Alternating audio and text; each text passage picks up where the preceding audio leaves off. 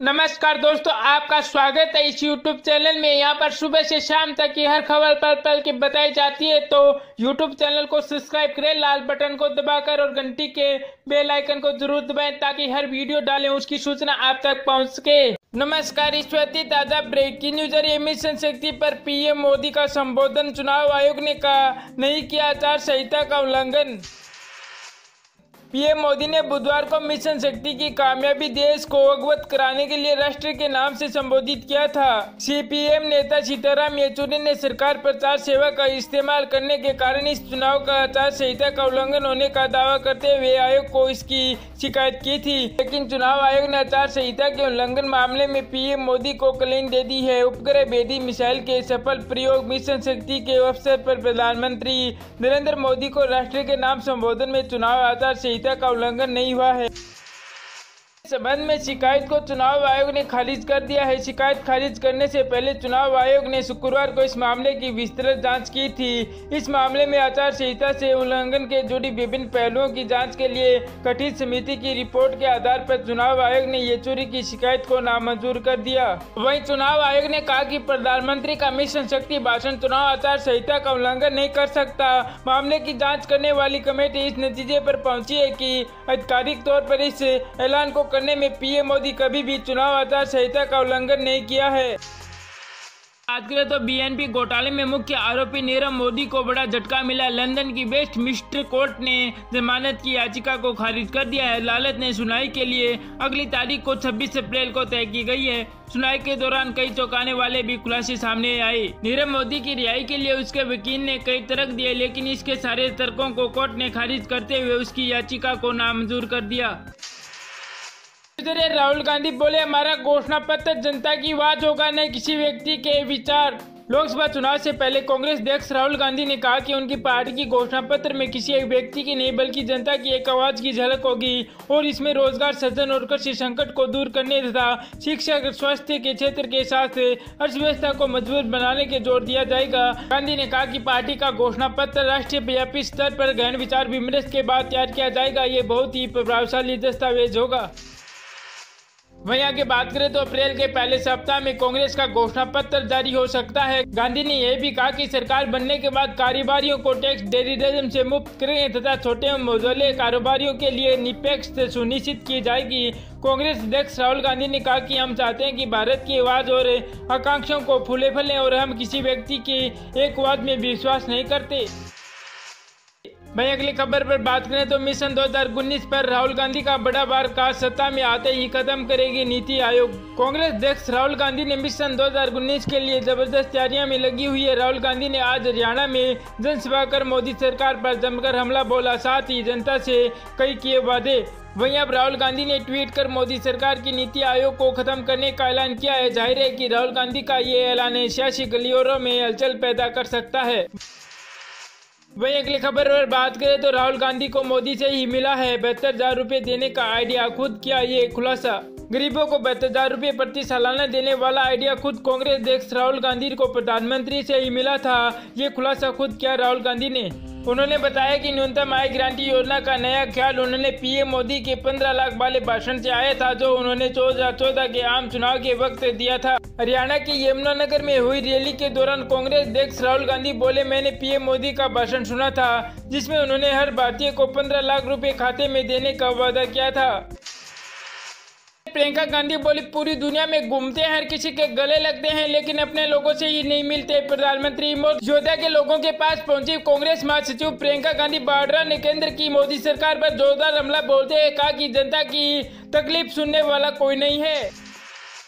उन्होंने आगे कहा कि कांग्रेस नया योजना का वादा किया है, बीजेपी वाले इसे चुनावी कह रहे हैं, हम जुमलेबाजी नहीं करते। प्रियंका गांधी ने कहा कि मोदी सरकार के इन 5 साल में किसान कर्ज में डूबते ही गए। पीएम मोदी चीन, अमेरिका और दुनिया भर में गए, लेकिन अपने लोगों के लिए कुछ ही नहीं किया। इस सरकार की हिम्मत नहीं है कि वो आपकी आवाज सुन सके।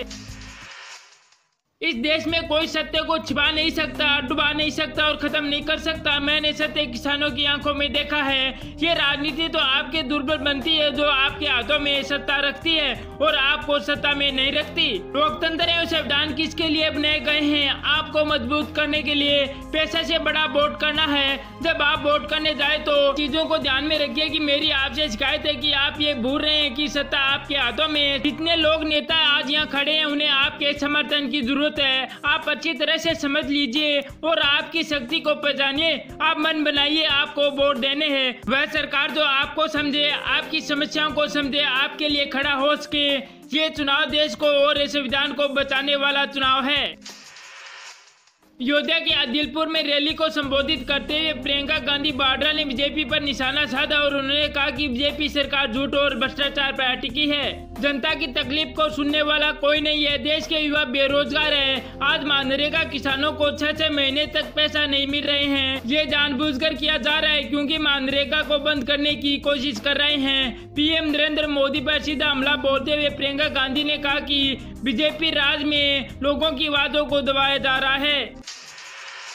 पीएम मोदी ने कहा 300 सीट जीतेंगे, इस बार कोई भी मुकाबला नहीं कर पाएगा। प्रधानमंत्री नरेंद्र मोदी ने कहा कि जनता ने मोदी को सबसे ज्यादा सीट देने का फैसला लिया है। परिणाम सुनिश्चित है कि एनडीए की 300 से ज्यादा वाली सरकार बनेगी। पीएम मोदी ने कहा कि 2019 के चुनाव में मेरे सामने किसी का आना संभव नहीं है। 2024 में मोदी के खिलाफ कोई भी मैदान में आ सकता है।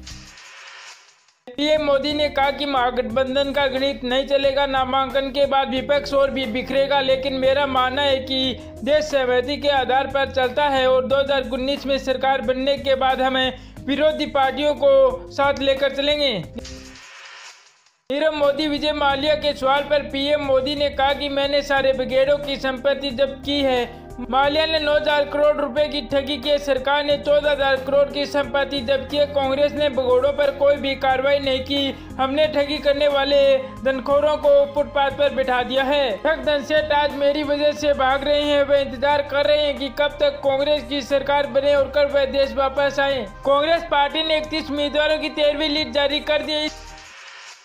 सूची में राजस्थान के 19 उम्मीदवार, गुजरात के 6 और उत्तर प्रदेश के 6 उम्मीदवारों के नाम शामिल है। कांग्रेस ने अपनी इस लिस्ट में राजस्थान के मुख्यमंत्री अशोक गहलोत के बेटे भगवत सिंह गहलोत को भी टिकट दिया गया है। भगवत गहलोत को जोधपुर लोकसभा सीट से कांग्रेस के उम्मीदवार होंगे। कांग्रेस पहले ही उत्तर प्रदेश समेत कई राज्यों में कुल 262 उम्मीदवारों के नाम की घोषणा कर चुकी है, जिसमें सोनिया गांधी और राहुल गांधी के नाम भी शामिल है। प्रधानमंत्री नरेंद्र मोदी आज उड़ीसा और तेलंगाना और आंध्र प्रदेश के चुनावी दौरे पर हैं। वहीं आगे बात करें तो देश में राजनीति पारा बढ़ता दिख रहा है। लोकसभा चुनाव के पहले चरण का मतदान 11 अप्रैल को है। ऐसे में सभी दल अपने चरण में बढ़त बनाने के लिए पूरी तरह से ताकत लगा रहे हैं। पीएम नरेंद्र मोदी अपनी रैलियों में विपक्ष पर जमकर निशाना साधा। पीएम आज उड़ीसा, तेलंगाना और आंध्र प्रदेश में रैलियों को संबोधित करेंगे। वहीं कांग्रेस अध्यक्ष राहुल गांधी हरियाणा में पार्टी का प्रचार करने जाएंगे।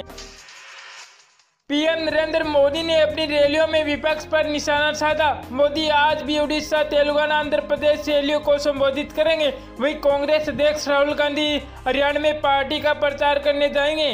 प्रधानमंत्री नरेंद्र मोदी आज उड़ीसा, तेलंगाना और आंध्र प्रदेश में रैलियों को संबोधित करेंगे। प्रधानमंत्री का कार्यक्रम भुवनेश्वर, विजयवाड़ा और हैदराबाद में है। कांग्रेस अध्यक्ष राहुल गांधी आज हरियाणा का दौरा करेंगे। राहुल गांधी करनाल में परिवर्तन यात्रा में शामिल होंगे, साथ ही यमुनानगर, कुरुक्षेत्र में भी चुनावी कार्यक्रम में शामिल होंगे। वहीं कांग्रेस महासचिव प्रियंका गांधी उत्तर प्रदेश के अयोध्या में चुनावी कार्यक्रम में हिस्सा लेगी। प्रियंका 3 दिन के अवध क्षेत्र के दौरे पर है। प्रियंका अयोध्या के हनुमानगढ़ी में दर्शन एवं पूजन के बाद जनता के बीच में कांग्रेस के पक्ष में वोट मांगेगी। पीएम मोदी ने कहा डरने वाले संस्कार आपके इस चौकीदार में नहीं। लोकसभा चुनाव में बीजेपी के लिए वोट मांगने की अपील के लिए प्रधानमंत्री नरेंद्र मोदी मैदान में उतर चुके हैं। चुनाव की घोषणा के बाद पहली बार उन्होंने उत्तराखंड में दुराई में एक रैली को संबोधित किया। मोदी ने अपने भाषण की शुरुआत बेशक अटल जी के नाम पर की, लेकिन कुछ ही देर बाद पूरी तरह से वे विपक्ष पर हमलावर हो गए। पीएम ने कहा कि याद दिलाना चाहता हूं कि हमारे देश के सैनिकों को अपमानित किया जा रहा है, उन्हें नीचा दिखाने का प्रयास हो रहा है। देश के सैनिकों को अपशब्द कहे जा रहे हैं। कांग्रेस के राजगढ़ दौरारी कहते हैं कि मोदी को ये स्ट्राइक पर बात नहीं करनी चाहिए। मोदी को देश की सुरक्षा का मुद्दा नहीं उठाना चाहिए। क्या मोदी चुप तो बैठ जाएं? क्या आतंकियों की धमकी से मोदी डर जाएं? डरने वाले संस्कार आपके इस चौकीदार में नहीं है।